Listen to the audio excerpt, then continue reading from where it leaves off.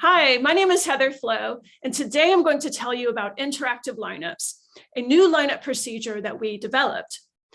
What an interactive lineup allows witnesses to do is to rotate the lineup members' faces into any angle.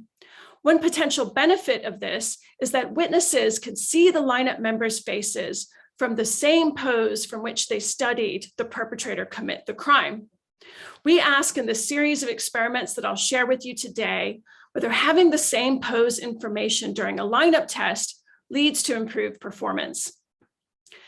Imagine you've gone to your bank, and as you enter, this individual is running towards you. You come to realize that you're witnessing a bank robbery. Within the next week or so, the police invite you to the station and they show you a lineup that looks like this. And this is typical of lineups that are used all around the world. It's known as a six-pack, and the individuals in the lineup are all stationary, they're looking at the camera, they're facing forwards. Now, you might be surprised that you're not being shown a different kind of lineup where you could see the faces from the side angle. After all, that's what you saw when the perpetrator was running towards you. On the one hand, maybe it doesn't matter. The humans are really adept at perceiving and recognizing faces. And maybe, given this perceptual expertise, you could look at these individuals and you could rotate them in your mind's eye and visualize what their faces look like from the side. On the other hand, a powerful determinant of memory performance on a test is whether you're able to see the same information that you studied. So in other words, having pose information across all of these faces in the lineup should cue your memory, better enabling you to accurately retrieve which, if any, of these individuals committed the crime. In case you're wondering, there is no suspect present in this lineup. The correct answer is not there. The person you saw commit the bank robbery is not there. In an interactive lineup procedure, what witnesses can do is they can use their mouths to rotate the face into any pose and hold it in any pose that they wish. And they could do this for as long as they want to. The technology is also recording what witnesses are doing as they explore the face. So we know from what angles they're looking at the face and how long they're looking at each part of the face.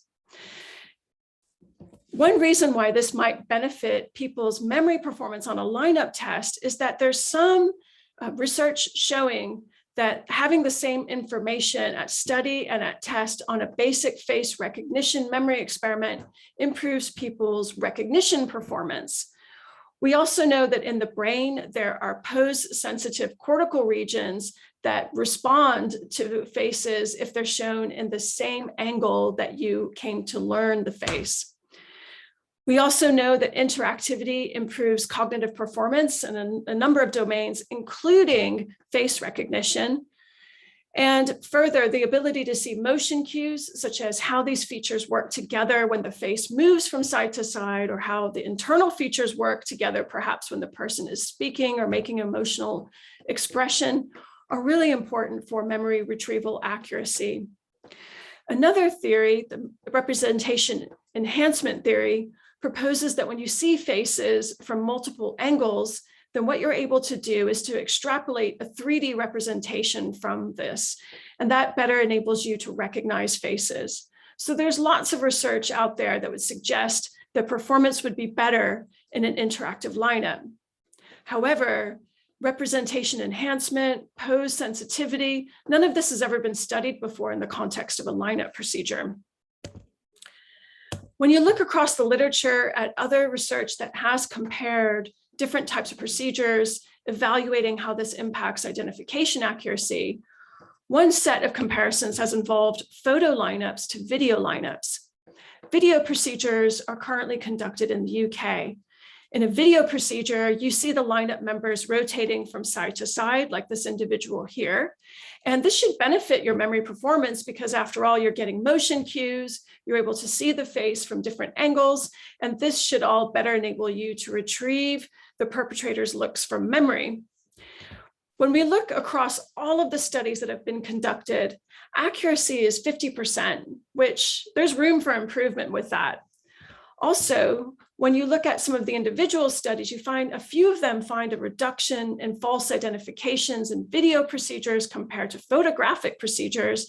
But by and large, when you look across the literature as a whole, what the research shows is that there's no difference in performance between a video procedure and a photographic lineup procedure. One potential reason why, though, we don't find a difference is that these studies don't report information about how participant witnesses encoded the perpetrator. That is, during the crime video, we don't know how witnesses saw the perpetrator commit the crime. Was it from the front or was it from the side? We don't know.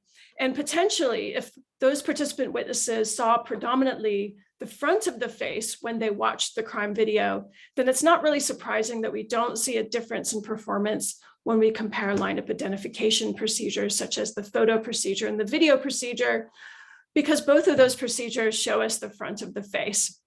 So what we wanted to do was to perform a controlled experiment wherein we very carefully manipulated how participants saw the perpetrator commit the crime. And from this, we wanted to explore whether showing the lineup from different angles would lead to differences in performance. In this experiment, participant witnesses watched a mugging, and the individual that they saw commit the mugging was either displayed committing the mugging from the front, or the perpetrator committed the mugging with the right profile only in view. Participants in that condition didn't see any other part of the perpetrator's face. What we also varied in this experiment was the type of lineup that we gave participants. Participants either were able to match the pose at which they saw the perpetrator commit the crime, or they couldn't. Another manipulation in this study is whether or not the perpetrator from the mugging was present in the lineup or not. When the perpetrator is present in the lineup, of course, the correct response is to identify that guilty suspect from the lineup. Whereas when the perpetrator is absent in the lineup, then the correct response is to reject the lineup and not pick anybody. So our participant witnesses watched the crime video. After a short retention interval, they took a lineup test. The perpetrator may or may not have been present in that lineup test, and they saw the lineup members displayed either from the frontal pose, from the profile pose, or they got the frontal pose plus the profile pose to see if this representation enhancement further benefited their memory. We tested almost 3,000 witnesses, and we excluded people who failed attention checks and people who had technical issues, and all of our lineups were fair. We mock witness tested them. In the profile condition, the lineup members were sequentially displayed, and all of the photographs were static, and they showed the members of the lineup from the side angle. In the frontal pose lineup, it was the same, except now they saw the members from the frontal aspect. In the front plus profile lineup condition, they saw the lineup members from the front as well as from the side. Here are our results. What you're looking at on this figure is the correct identification rate on the y-axis, and on the x-axis, you see the false ID rate.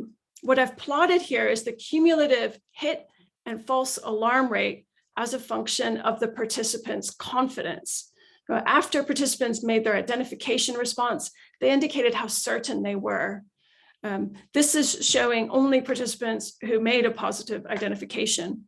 And when you compare those individuals, doesn't matter what level of confidence we're looking at, no matter what the data point is that we're looking at on this figure, you always find that the correct ID rate is higher in a lineup in which people can see the same pose information at test.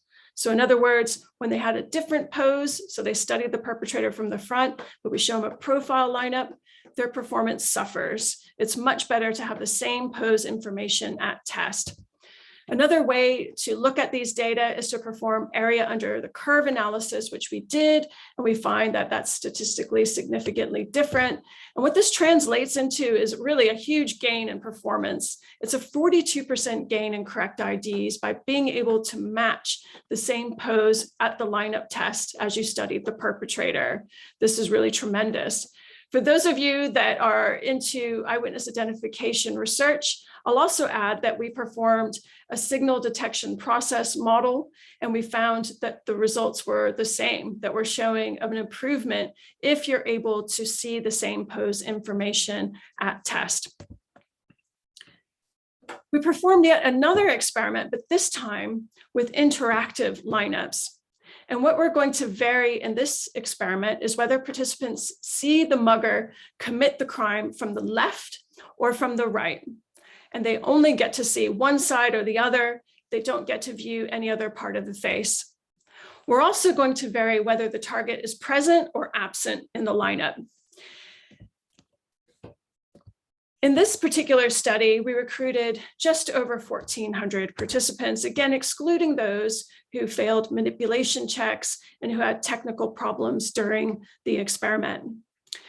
What we're looking at here is a comparison between people who engaged in high pose reinstatement compared to those who did not interact or did so very minimally. I should add that in this experiment, people had the option to interact. They didn't have to. I mean, they knew that they were able to rotate the faces into other poses, but they weren't told that they had to do so. They were left to their own devices to decide whether or not they wanted to explore the faces. So what we're finding here is that those who did choose to engage with the face and did so more often than others had significantly higher discrimination accuracy compared to those who did not. And again, we fit a signal detection process model to these data, and we found the same results, that performance is benefited by being able to rotate those individuals into the same pose. I should also say, I don't have time to get into it today, but we also performed additional experiments where we forced people to interact with the faces, and we found the same results, that being able to interact with the lineup faces results in significantly enhanced identification performance.